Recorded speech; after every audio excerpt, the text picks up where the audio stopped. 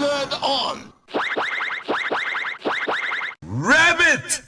Rabbit and rabbit! Build go up! Overflow! Grenade speedy jumper! Rabbit! Hi-yay!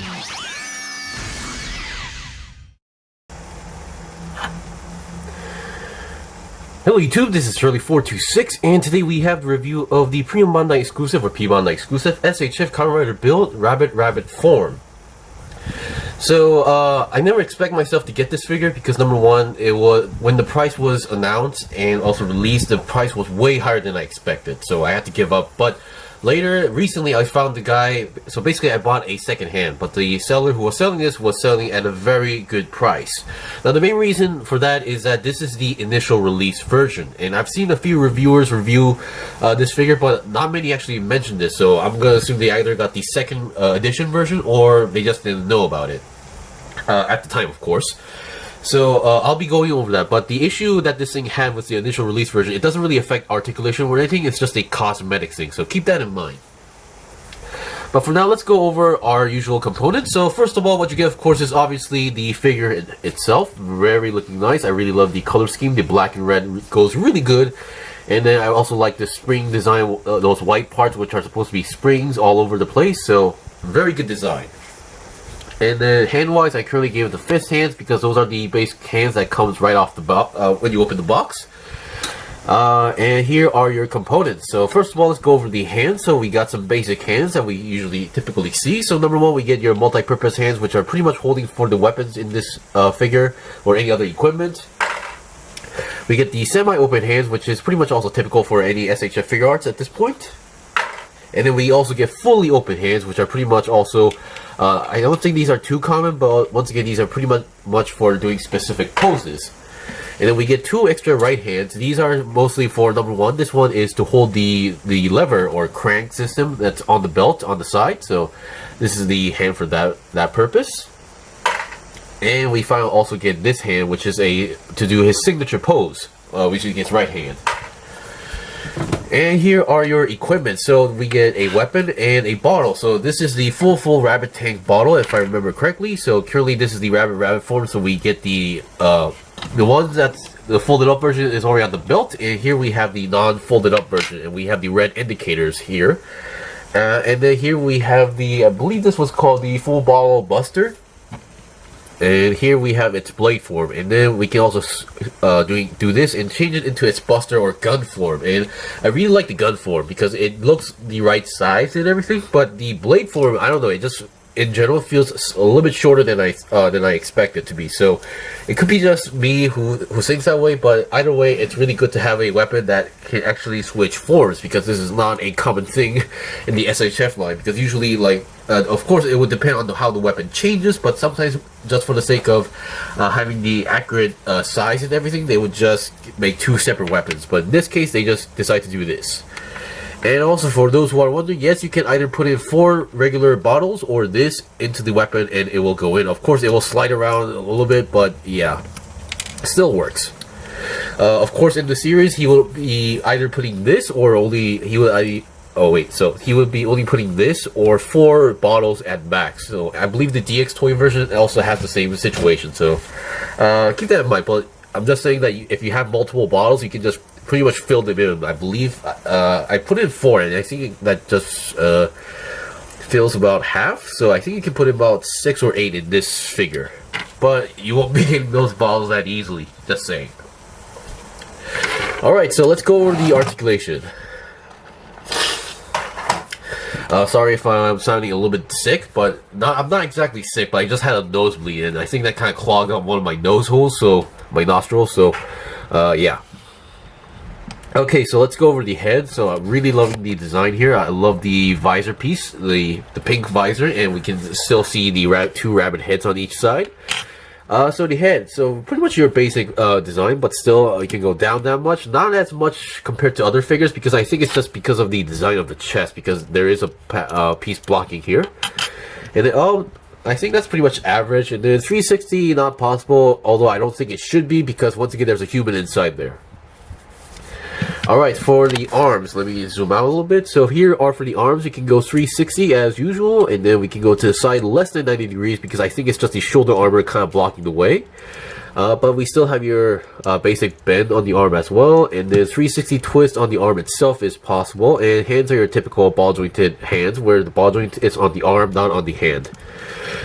Alright, and then the back. So the back, I was kind of curious how they were going to do these parts. So I'm going to assume it's the same situation for the tank form, is that they have another joint here. So you can move up and down these parts, and you can go side to side on these parts as well. So that's actually a pretty good design. Because I believe when it comes to SHF figures, I think they're still trying to figure out what the best situation is to do with these cape type of designs. Because they will either give you just a piece of cloth or just like a rubberish piece. So I think for this one, I think they did a pretty good job. A pretty good job on that one. Okay, so now let's look at the body. Now the body part, just be aware that there's actually another piece on the top, on the torso here. There's this triangle piece here, and that does move forward and backward. So be careful that this part that doesn't go in front of the belt, because that can collide with the belt parts as well.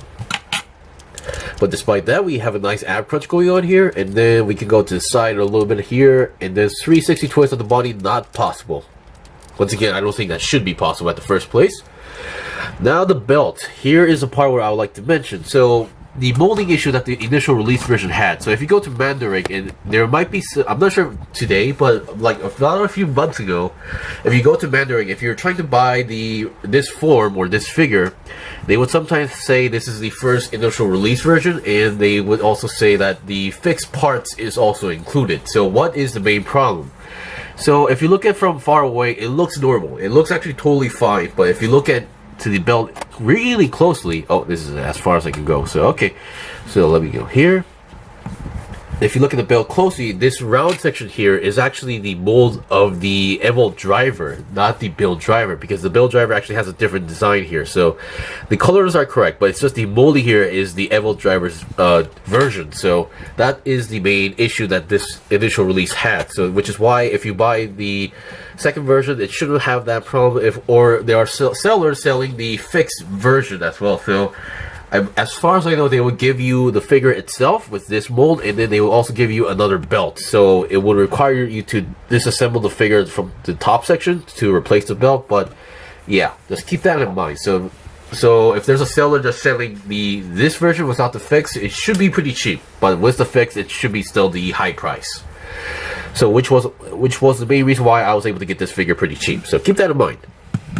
And look at the belt, the cranks, the hand lever still moves. And then the bottle you can detach the bottle here. It's a little bit on the stiff side, but it still works. So you can take it off if you want to do so. And the hazard trigger. The hazard trigger, this part is not detachable as far as I know, because I believe the regular build driver on the SHF figures, they don't have a hole or slot there to put in. So I think this one's molded into the belt. So that's a bummer, but still they're better than nothing. Alright, so let's look at the legs. The legs, you have a nice size swivel going on here, and then let's see. You can go about less than 90 degrees because I think it's just the sides are a little bit too thick. And then you can go back, not so much because of how the design is. And then side to side, less than 90 degrees for this side because I think it's this because of the bottle holster here. Let's check on the other side. Oops, sorry about that.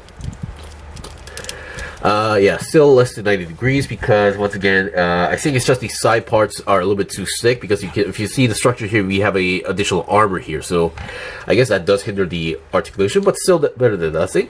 Oh, sorry about that. And then let's see, the legs can fold about, let's see, about more than 90 degrees, which is very nice. And then feet, we can rotate the feet left and right, which is very good. And then we have a nice pivot, very good pivot going on here. And then a nice toe bend. Alright, so we've seen the basic articulation here, so I'll be right back with the demonstration of the weapons and other thing, and I'll try to come up with anything else that I could think of to show you guys. Okay, so the only pose I can think of doing this for to show a demonstration would be the full bottle buster pose, and I am gladly to say that it is really easy to do the double hand pose, especially how he does it in the show, because he could technically hold it with one hand, but the figure wise as well, but in the show he would actually hold it with his both hands, one on the trigger finger or on the trigger handle, and then the other one on the top of the handle like this. So it is extremely easy to do this pose, and it looks really cool. I actually at this point really want to get the Tang form as well for the sake of this as well, but still there should be no problem doing this pose as well. And once again, yeah, these back caves, as much as they don't bend, but they still get the job done. So they're a little bit on the flat side, but still, as long as you can move them on the correct direction, they should be pretty fun to do. And as I mentioned, you are able to put it on the back of the weapon like this, but they are going to move around. And for those who are wondering if you can put it on the front for the sake of easiness, it looks like the hole there does look like it's supported, but I have never tried. So let's see how it goes. I'm doing this as much as possible. It seems like you cannot put the bottles from the front, which does make sense because that never happened in the series or in the show, and I believe the toy cannot do that as well.